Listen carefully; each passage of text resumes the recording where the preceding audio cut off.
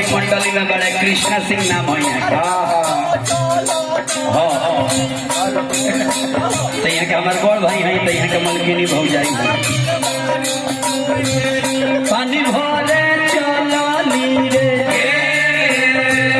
भौजी कृष्णा के मौगी और के अजय बाबा कुछ कहता नहीं काटना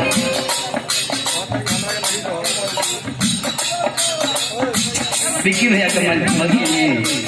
अच्छा तो भगवान के दरबार हो जी सब है पानी भरे चलनी रे भौजी के मौगी ए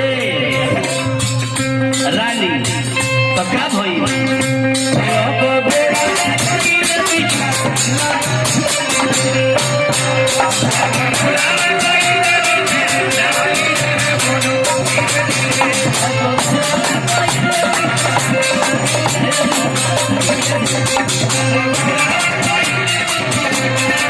धीरे धीरे तो धावल धूपल भइले के आई जी अच्छा प्रभाकरो बाबू के मलकिनी गिरल बने पानी भरत में अभी की बाबू के भी मलकिनी तो धावल धूपल भइले रसिया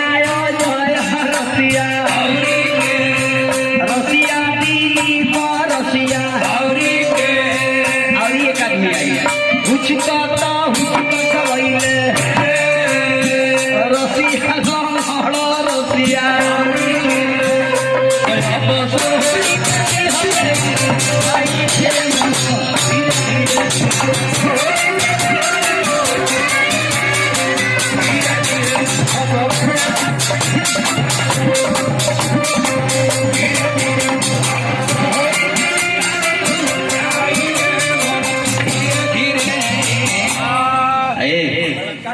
उतने ले मुकेशो पूरी के मेहरारू गिरल बा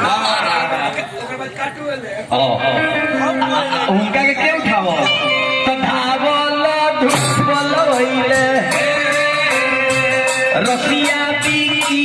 भैया तो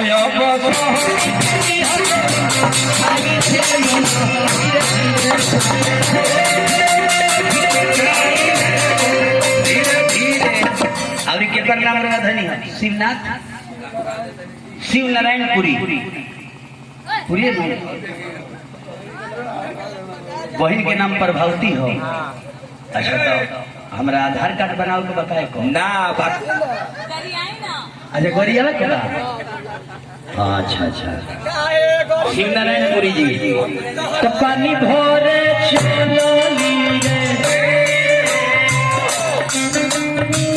चलली शिव नारायण के बहिना देखिए अजय बाबा हम नहीं बोल रहे भाई बोलो अच्छा शिव नारायण बाबा अगर हम बोली तो हम 1 लाख रुपया डांड दी बरोबर देखत रहे हमारा मुंह कौड़ पानी भरे चलली शिव नारायण के बहिना और बोली ना इशारा कोई नहीं हम तो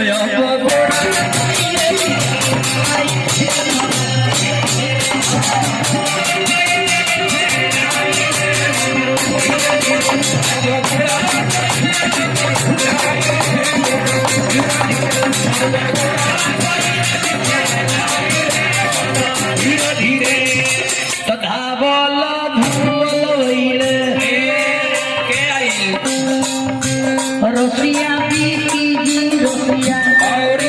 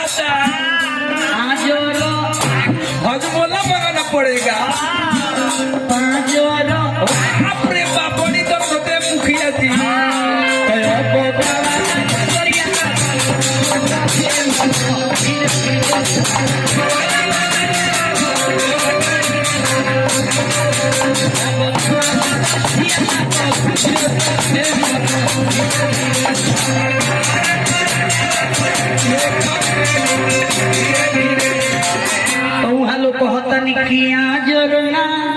बड़ा वाइट के बताते चोइस पाजरना